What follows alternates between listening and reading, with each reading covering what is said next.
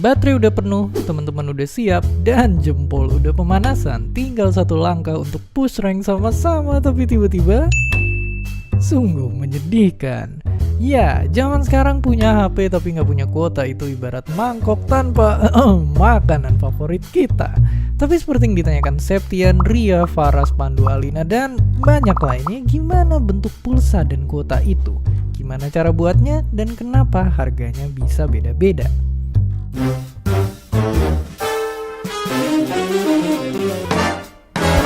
Oke, jawaban mengejutkannya, mereka itu nggak ada bentuknya dan sebenarnya koneksi internet di dunia itu gratis.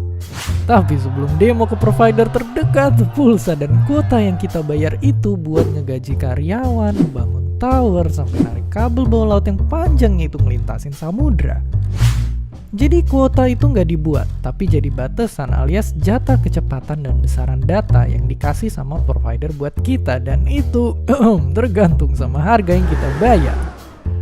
Bayangin kuota ini kayak tangki air yang kita pakai buat mandi dan ngerebus mie. Makin mahal bayarnya, maka makin gede juga tangkinya, dan makin cepet juga dialirin buat kita. Terus ngomong-ngomong soal internet, coba tebak di dunia ini lebih banyak internet lewat kabel atau nggak pakai kabel? Kalau nebak pilihan kedua, karena HP dan laptop kalian pakai hotspot tetangga, siap-siap terkejut karena 90% koneksi internet itu tersambung lewat kabel, termasuk wifi dan paket data HP yang kalian gunain. Dan meski udah berjasa buat nganterin video ini ke kalian, nyatanya masih ada hampir setengah penduduk bumi yang belum dapat koneksi internet. Makanya saat ini banyak perusahaan kayak Starlink-nya Elon Musk dan proyek ini dari Amazon juga yang lagi bikin alternatif cara lain buat nyambungin orang-orang bahkan dari tempat yang paling terpencil di dunia untuk nyambung ke internet. Oke, jadi sekarang kita tahu kuota dan pulsa itu jadi model bisnis dari operator kita buat bisa lancar nyalurin internet ke orang-orang.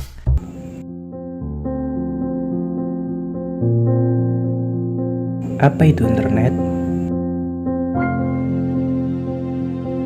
Adalah sistem jaringan komputer yang saling terhubung secara global dengan menggunakan paket protokol TCP atau IP untuk menghubungkan perangkat di seluruh dunia. Ini adalah jaringan yang terdiri dari jaringan privat, publik, akademik, bisnis, dan pemerintah lokal ke lingkup global.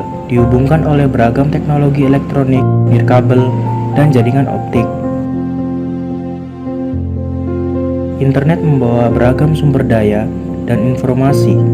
Menurut Badan Pusat Statistik, jumlah pengguna internet di Indonesia mencapai kisaran 171 juta jiwa di tahun 2019.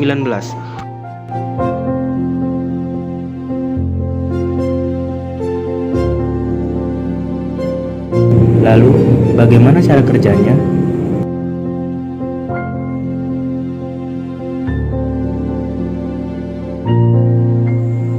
Sebuah pusat data yang bisa jadi berjarak ribuan mil jaraknya dari Anda memiliki video Anda tersimpan di dalamnya. Bagaimana data ini mencapai ponsel atau laptop Anda? Cara mudah untuk mencapainya adalah dengan menggunakan satelit.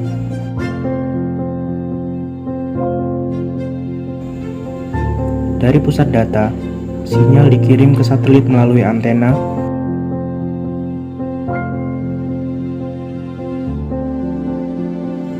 Dan kemudian dari satelit dapat dikirim ke ponsel Anda menggunakan antena lain di dekat Anda yang bernama menara seluler. Namun, cara mentransmisikan sinyal ini bukan ide yang baik. Mari kita lihat mengapa.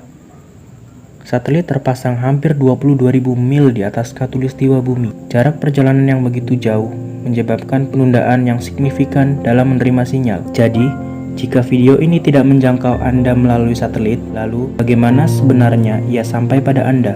Hal tersebut dilakukan dengan bantuan jaringan kabel serat optik rumit yang menghubungkan antara pusat data dan perangkat Anda. Ponsel Anda dapat dihubungkan ke internet melalui data seluler atau router WiFi apapun. Bagaimana mentransfer data yang disimpan di pusat data khususnya ke perangkat Anda melalui kabel jaringan serat optik? Sebelum memasuki langkah selanjutnya, kita harus terlebih dahulu memahami satu konsep penting, yaitu konsep alamat IP. Setiap perangkat yang terhubung ke internet, apakah itu server, komputer, atau ponsel, diidentifikasi secara unik oleh serangkaian angka yang dikenal sebagai alamat IP.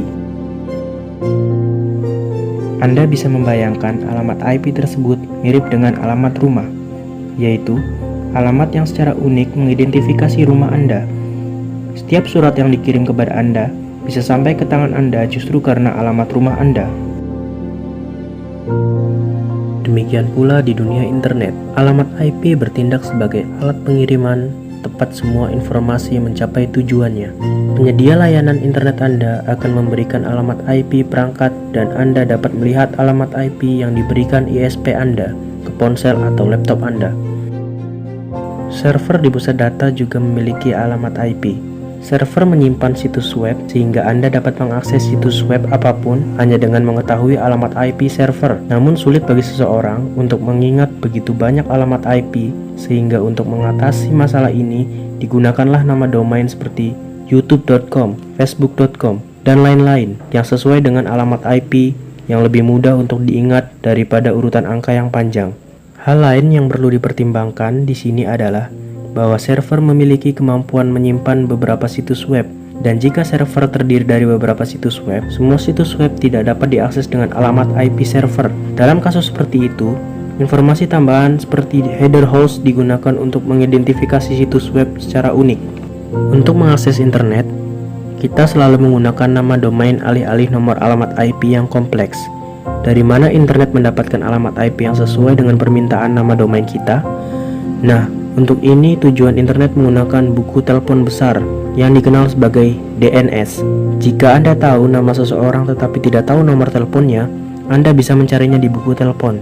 Server DNS menyediakan layanan yang sama ke internet. Penyedia layanan internet Anda atau organisasi lain dapat mengelola server DNS. Mari kita rekap seluruh prosesnya. Anda memasukkan nama domain. Browser mengirim permintaan ke server DNS untuk mendapatkan alamat IP yang sesuai. Setelah mendapatkan alamat IP, lalu browser Anda hanya meneruskan permintaan ke pusat data, lebih khusus ke server masing-masing. Setelah server mendapatkan permintaan untuk mengakses situs web tertentu, aliran data dimulai. Data ditransfer dalam format digital melalui kabel serat optik, lebih khusus lagi dalam bentuk gelombang cahaya. Gelombang cahaya ini kadang-kadang harus menempuh jarak ribuan mil melalui kabel serat optik untuk mencapai tujuannya. Faktanya, jaringan kabel serat optik yang rumit ini adalah tulang punggung internet. Kabel serat optik ini membawa cahaya, direntangkan melalui dasar laut ke depan pintu Anda, dan terhubung ke router. Router mengubah sinyal cahaya ini menjadi sinyal listrik. Kabel Ethernet kemudian digunakan untuk mengirimkan sinyal listrik ke laptop Anda. Namun, jika Anda mengakses internet menggunakan data seluler dari kabel optik, sinyal harus dikirim ke menara sel, dan dari menara sel, sinyal mencapai ponsel Anda dalam bentuk gelombang elektromagnetik.